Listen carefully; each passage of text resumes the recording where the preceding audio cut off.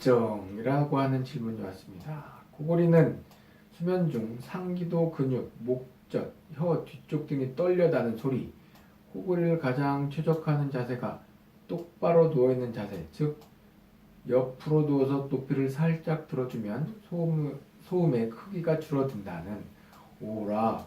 그렇다면 왜 이리 누워있느냐? 왜 이리 누워있으나 저리 누워있으나 잘 때만 이런 코골이를 하게 되는 건지 정확히 이유를 찾아봐야지.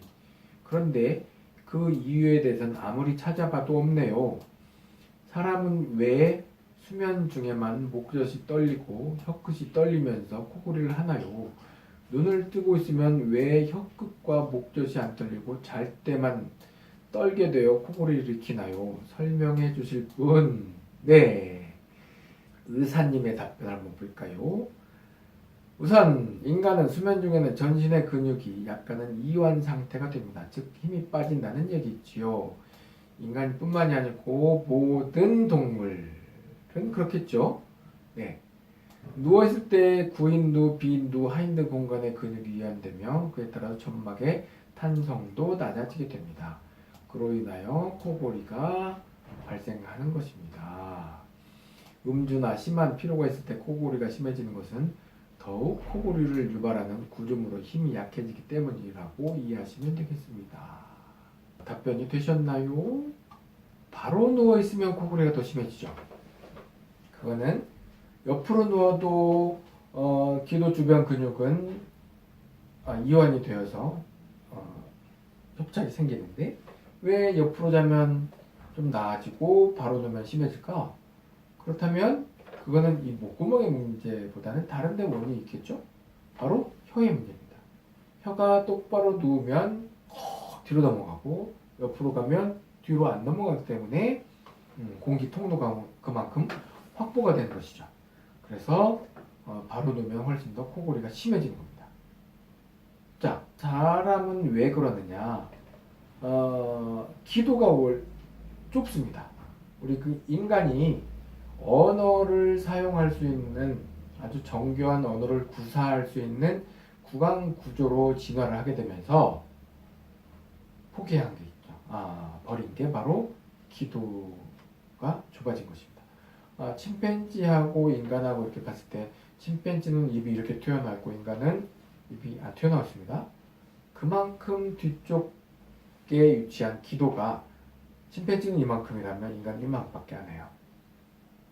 입이 튀어나온 만큼 기도가 큰 거죠. 입이 들어간 만큼 기도가 좁습니다.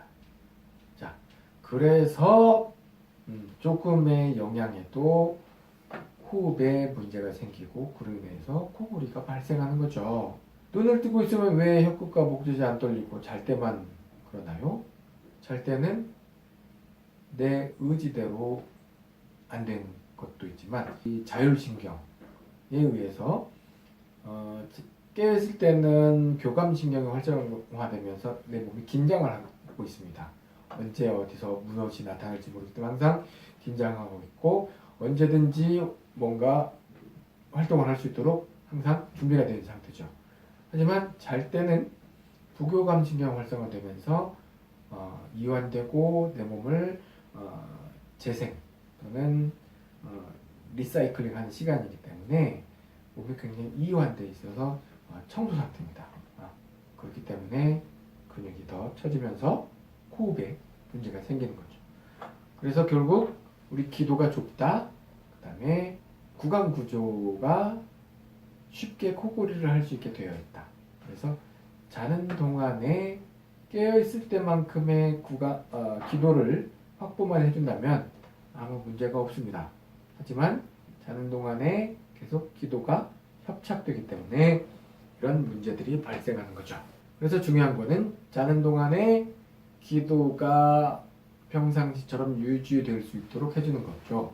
그래서 그게 내 마음대로 안 되니까 어떤 도움이 되는 기구를 사용하거나 수술을 하기도 하는데 수술은 깨어있을 때도 영향을 주기 때문에 웬만해서는 수술은 일상생활에 지장이 없는 경우에는 수술은 좀 더 생각을 해봐야 될 것 같아요.